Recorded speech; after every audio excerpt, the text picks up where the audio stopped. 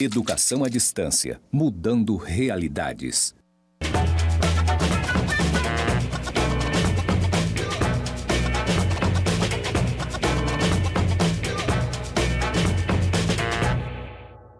Olá, alunos! Sejam bem-vindos à terceira web aula da disciplina de Conceitos Básicos de Matemática e Estatística. Na aula de hoje, vamos falar um pouco sobre plano cartesiano, já que em aulas anteriores a gente falou um pouquinho sobre a representação numérica através de uma reta, a reta dos números naturais. Então, quando a gente fala de números, a gente organiza eles em agrupamentos.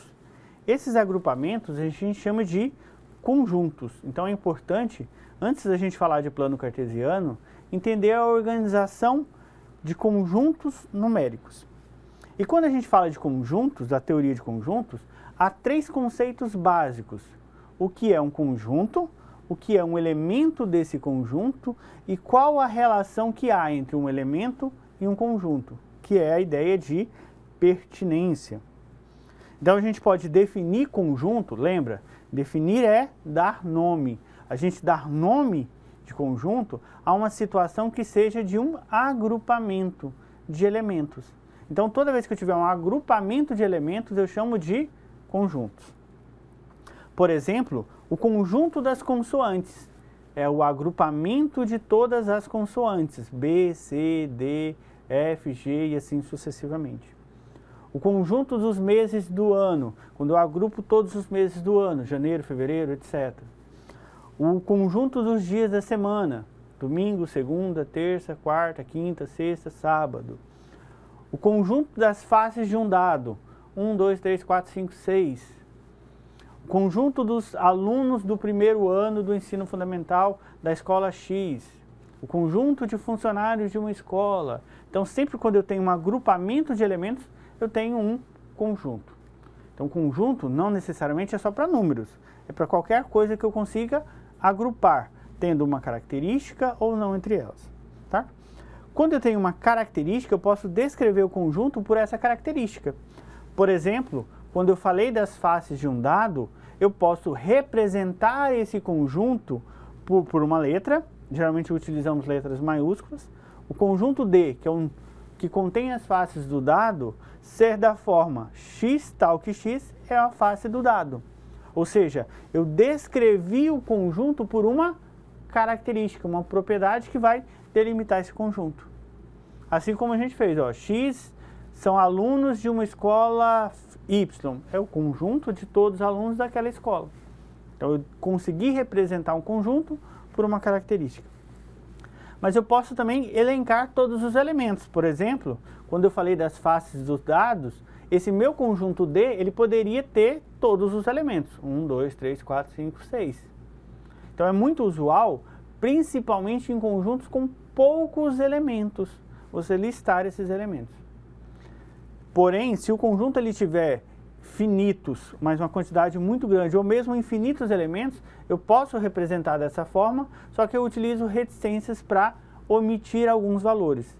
Por exemplo, se eu representasse 0, 1, 2, 3, 4, 5, 6 reticências, provavelmente você vai saber que esse conjunto tem infinitos elementos e todos seguem a mesma construção. Então são os números naturais. Ou se eu tivesse colocado para vocês 2, 4, 6, 8, 10, 12, 14, 20. Reticências 20. Significa que são todos os números pares de 2 até 20. Então, a reticências você pode utilizar para dizer que tem uma omissão, que tem mais valores. Então, quando eu coloco reticências no final, tem infinitos termos aquele meu conjunto. Quando eu coloco no meio, significa que eu omiti alguns elementos ali do meio. Ele tem infinitos, mas eu omiti alguns elementos ali do meio. Além disso, eu posso usar uma regra matemática. Então, para esse mesmo conjunto de faces de um dado, eu poderia ter dito que x pertence, esse símbolo, esse E, é o elemento de pertinência, dizer se aquele elemento faz parte do conjunto, tal que, a barra, esse pipe significa tal que, o x ele tem que ser maior que 0 e menor que 7. Então, quais são os números naturais maior que 0 e menor que 7? 1, 2, 3, 4, 5, 6. A mesma face dos dados. Então, se a gente for olhar as 3 primeiras formas de descrever, eu descrevi as faces do dado utilizando linguagens diferentes. E todas são utilizadas para representar os conjuntos. Além disso, alguns conjuntos têm representações específicas. Por exemplo, os números naturais, que a gente viu que representa pela letra N. E esse zero cortado significa que é um conjunto vazio. Então, eu tenho uma representação específica para esse tipo de conjunto. Além disso, eu posso representar esses conjuntos por uma esfera ou às vezes uma elipse, colocando todos os valores ali dentro, através de um diagrama. Por exemplo, a gente vai ver mais à frente as representações dos conjuntos numéricos utilizando essa notação de diagrama. Além disso, assim como a gente fez com os números, eu posso operar com conjuntos. E as principais operações que a gente faz com conjuntos é a união, você juntar 2 conjuntos, ou a interseção, quando você compara aqueles conjuntos, aqueles elementos que pertencem aos 2 conjuntos ao mesmo tempo. Estou procurando algo em comum nesses 2 conjuntos. Isso que é interseção. E a diferença é quando eu quero tirar daquele primeiro conjunto os elementos do segundo conjunto. Então eu vou tirar a parte, vou verificar o que tem de diferente do primeiro em relação ao segundo. Ok? Na aula síncrona, veremos situações e resolveremos situações utilizando essas propriedades. Okay? E quando a gente fala de conjuntos para a matemática, um dos conjuntos mais importantes são os conjuntos numéricos, que a gente já viu em web aulas anteriores. E o menor conjunto que a gente consegue representar, denotado, conjunto importante, através da característica da contagem, que era os conjuntos dos números naturais. Então, essa é uma representação de diagrama. Eu coloquei ali dentro desse diagrama todos os elementos. E a gente viu que, além dos números naturais, eu tenho os números inteiros, que são os naturais, com o acréscimo das partes decimais, menos 1, menos 2, etc. Além disso, eu tenho ainda os números racionais, que são aqueles que são representados na forma de fração ou decimal. Então, os racionais juntam todos os outros conjuntos anteriores. Então, o primeiro conjunto está incluído no segundo, que está incluído no terceiro, e aí vem os números reais.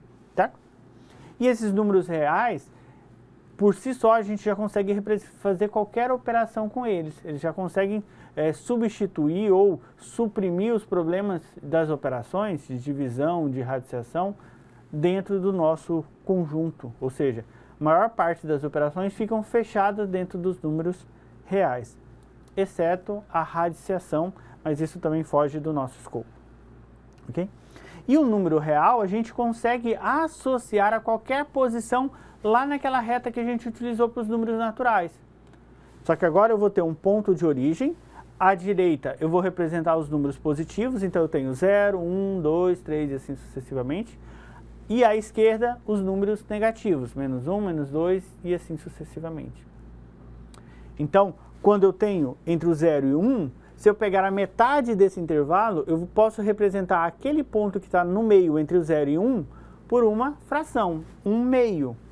Se eu tenho raiz de 2, que é 1,44 aproximadamente, ele representa uma posição. Então, nessa reta que a gente chamou de reta dos reais, eu consigo, para cada ponto, ter uma medida exata. Então, se eu quero, por exemplo, se eu pegar nessa reta e eu medir 2 centímetros, eu tenho que ali representa a posição 2, por exemplo. Se eu marcar um ponto do lado, eu consigo verificar qualquer medida. Então, eu consigo fazer uma relação com os números reais. Qualquer posição na reta é um número real e qualquer número real eu posso posicionar nessa reta. Tá?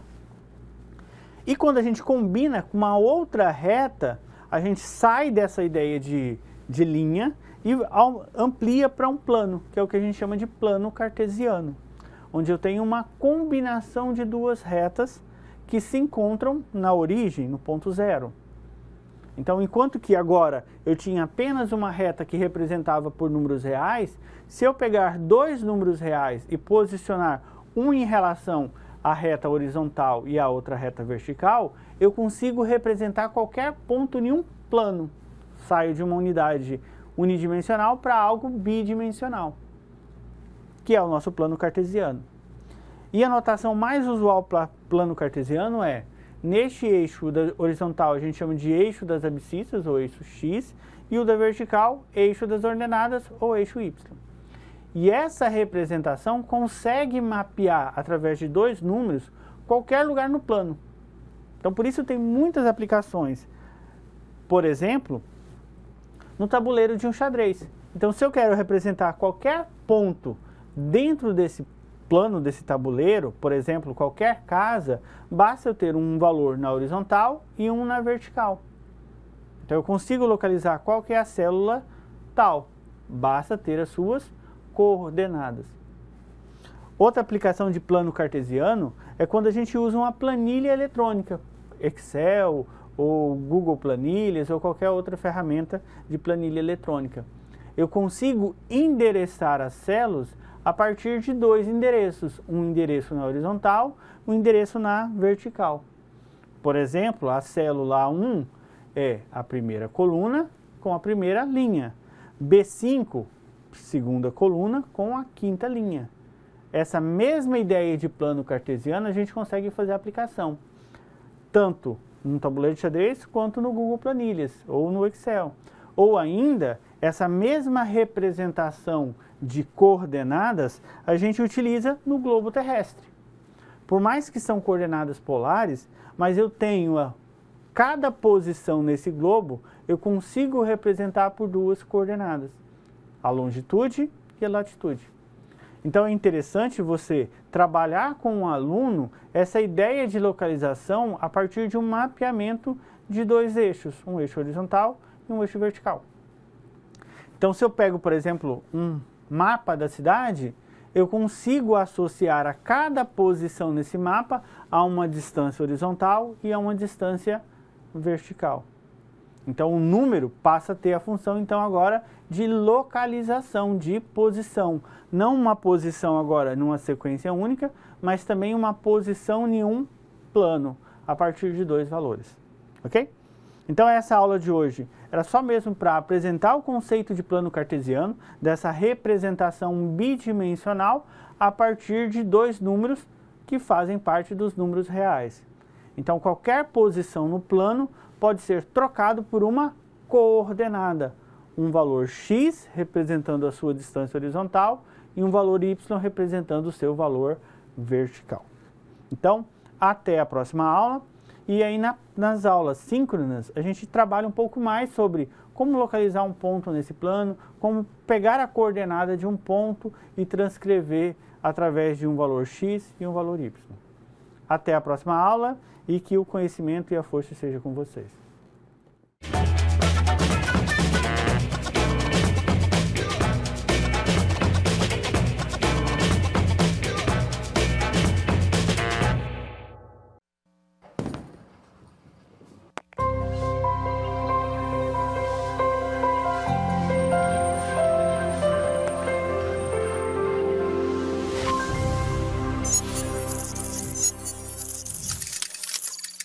Educação à distância, mudando realidades.